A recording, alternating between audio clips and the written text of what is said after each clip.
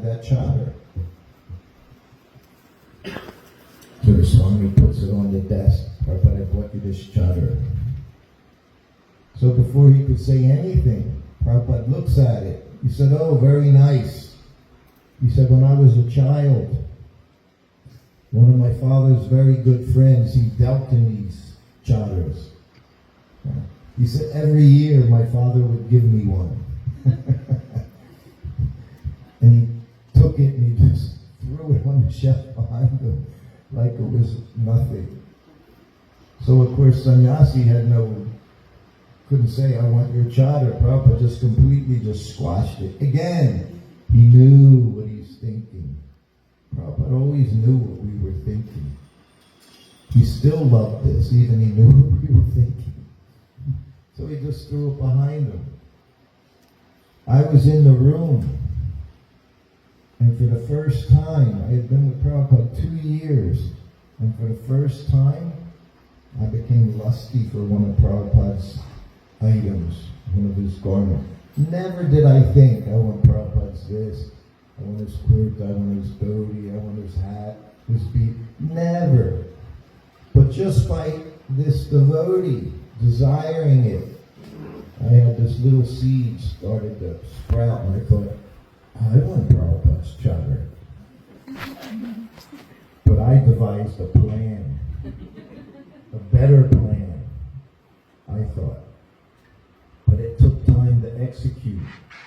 I had to wait for Prabhupada to go to Vrindavan, because there I could do what I thought I could do. So I'm thinking how to do it. So we get to Vrindavan, and now I'm at Grahastha, and I'm thinking, I had, I don't know, a few hundred rupees or something, and one of my devotee friends, lady friends, Palika, they would have to go to Delhi every week to buy fruits and vegetables for Srila Prabhupada, because you couldn't get anything nice in Vrindavan that time. No stores there. Imagine Vrindavan, no stores out in front of the temple. No rickshaws in front of the temple. Different world. So I gave her the money, and I said, buy one Lohi brand chadar, gray wool chadar. Just like Prabhupada. Has the same tag on it. Lohi Bazaar. Why do you think it's called Lohi Bazaar? It was Lohi. Chadars, clothing, devotional items. The chadars, everything they're selling there. Anyway, she got one brand new wool chadar. Gray. It looked just like Prabhupada's, only it wasn't 5-10 years old.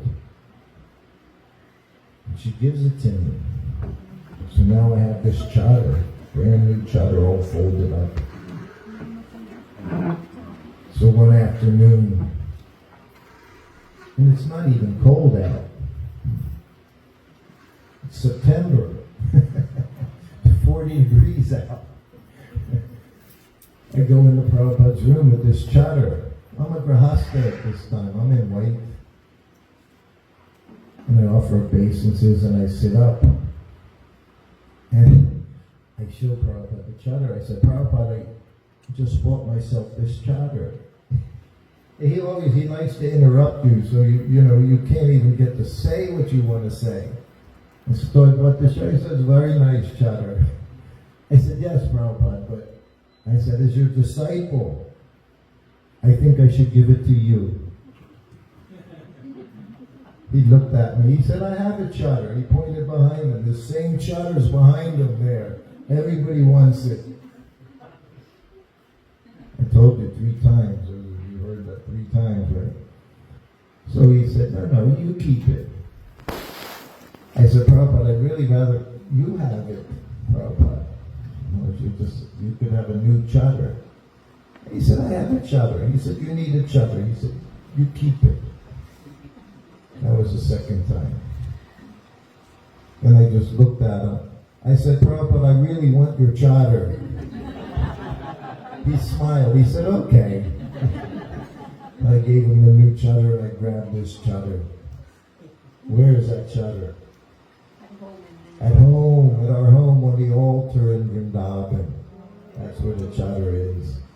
Only thing, one of the few things I managed to keep. I have one other thing. We're going to bless you all here tonight. I brought Prabhupada's slippers. He wore these slippers 50 years ago. It's the 50th anniversary of him wearing these slippers on a Japan Airlines flight. So at the end of this program, you can all take turns and you'll get Prabhupada's lotus slippers on your head. Lotus feet on your head. He would give me things. But most important, spiritual master, he wants honesty from his disciple. Don't try to trick him. Once in Atlanta, that was the time Prabhupada traveled around the world. 2 months, went to a dozen temples in 2 months around the world. Started in Juhu and ended in Mayapur, visiting so many temples, seeing devotees chanting Hare Krishna everywhere. He had fulfilled the orders of his spiritual master. So on the travel, we didn't travel with much. You'd be in India, it's always warm. We stopped in Japan, Hawaii is warm, Los Angeles, nice. February is still nice, like spring. Then he went to Mexico City. Then he went to Caracas, Venezuela, then Miami, warm. Then he went to Atlanta. And it was cold in the morning. It's like 5 degrees Celsius. And he's on his morning walk. And Prabhupada he carried in his suitcase, he has his Prabhupada hat, he has his chadar, 2 chadars, sweaters. And myself and my godbrothers, we're like no socks, sandals, coming from India. We don't travel with much because you're always traveling. So we're on a morning walk like that, first morning walk, and it's chilly and it's rainy and cold.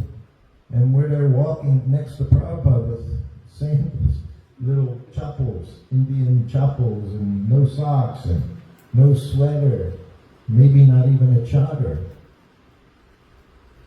So after the morning walk, Prabhupada gives class. Then he has his breakfast. Then he rang his bell. I go into his room, I offer obeisances. He looks at me. He said, "Do you have any socks?" I had been with him 2 years. I knew it was coming now. I said, "No, Prabhupada." He said, "Go to my Almira and get some socks." I said, "Prabhupada, I can't wear your socks."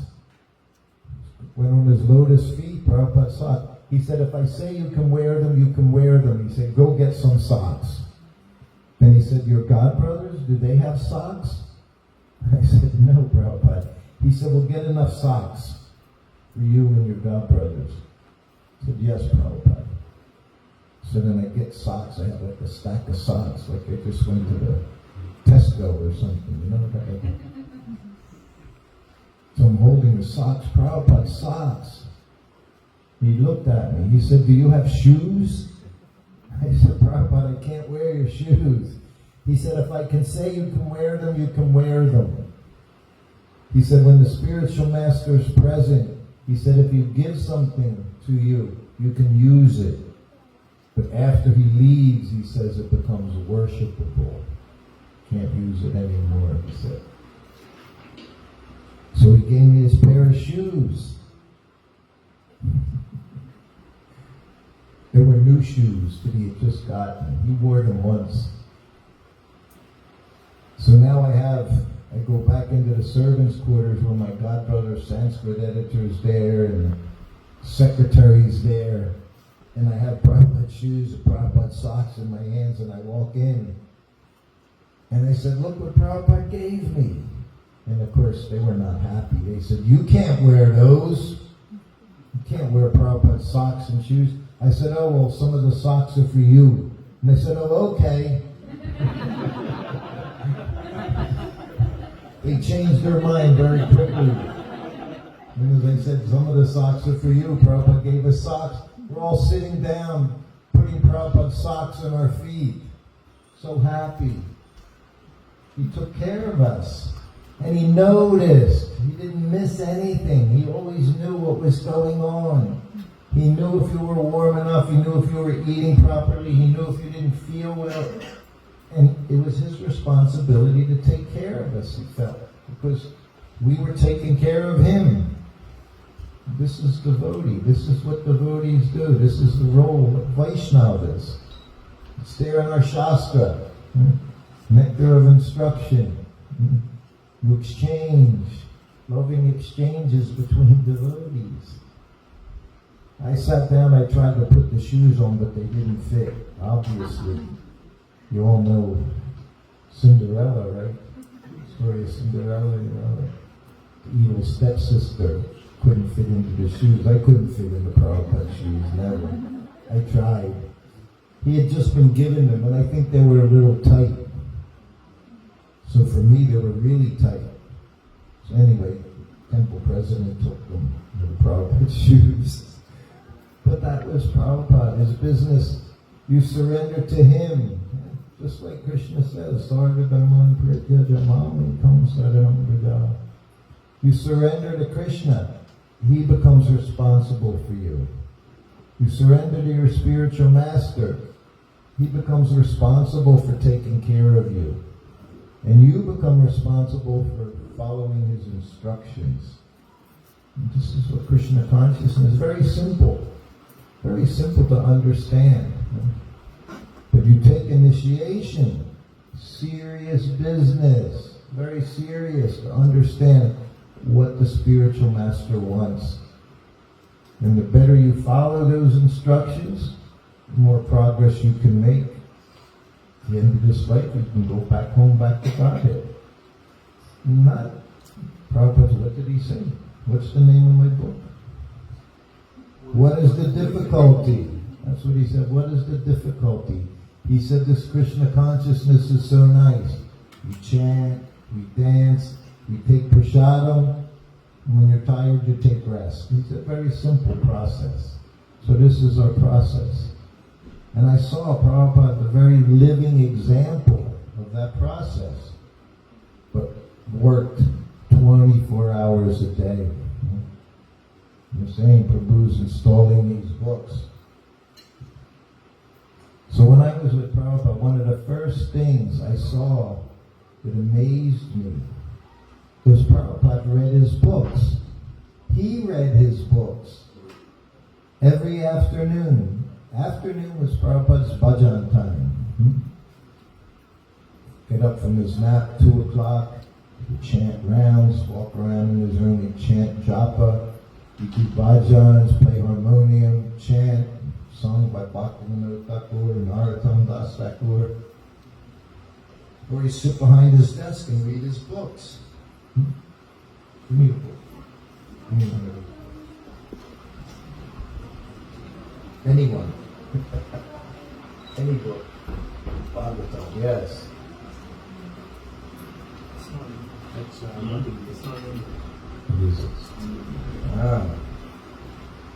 So, I'm with him now 6 months. I'm seeing him reading his books. I thought it was the most amazing thing. They're his books. And one afternoon he rings the bell. I go in, I offer obeisances. He's sitting behind his desk. He's got glasses, reading glasses on. He's got Bhagavad Gita in front of him. He said, this book is so nice. He said, if you just read this book, you can become Krishna conscious. He said, you don't have to read so many books. He said, just this one book. You don't have to read hundreds of books. He said, if you read this book and understand, he said, you can be Krishna conscious. That's okay. I'll keep this one. This is a book. This is fine.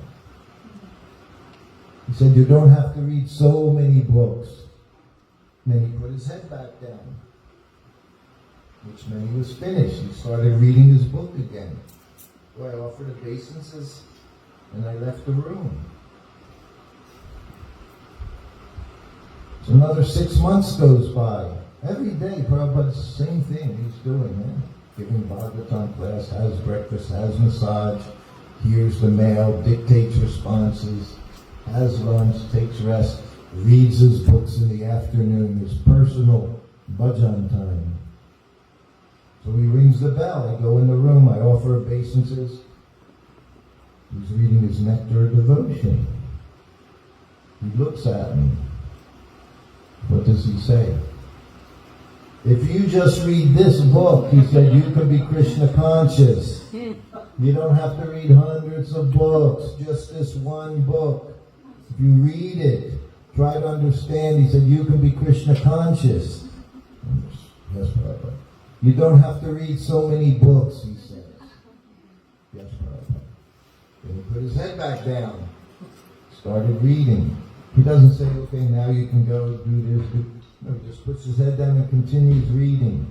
He's in ecstasy reading his books. For me, it was the most wonderful thing to see Prabhupada reading his books.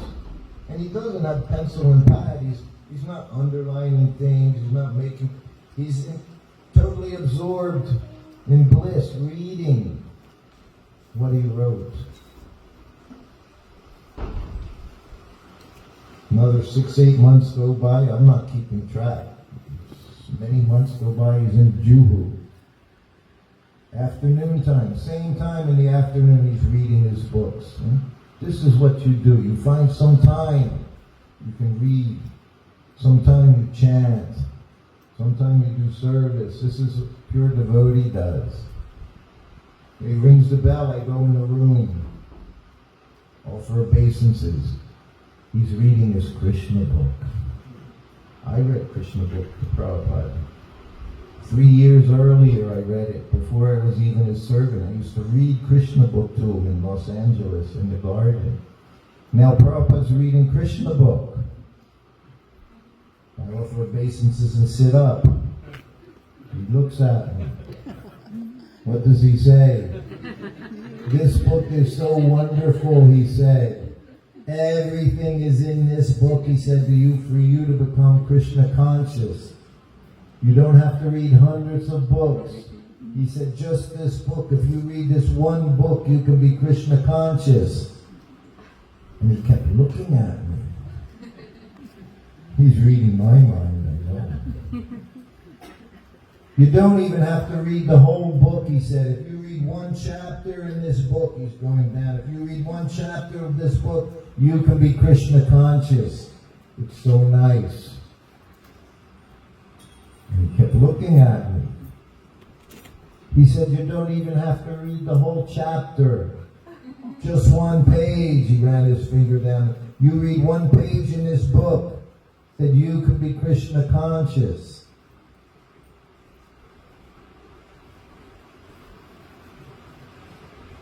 You don't even have to read the whole page, he said.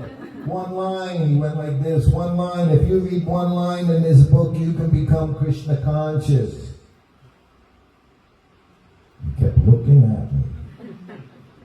You don't even have to read the whole line, he said. One word, he went.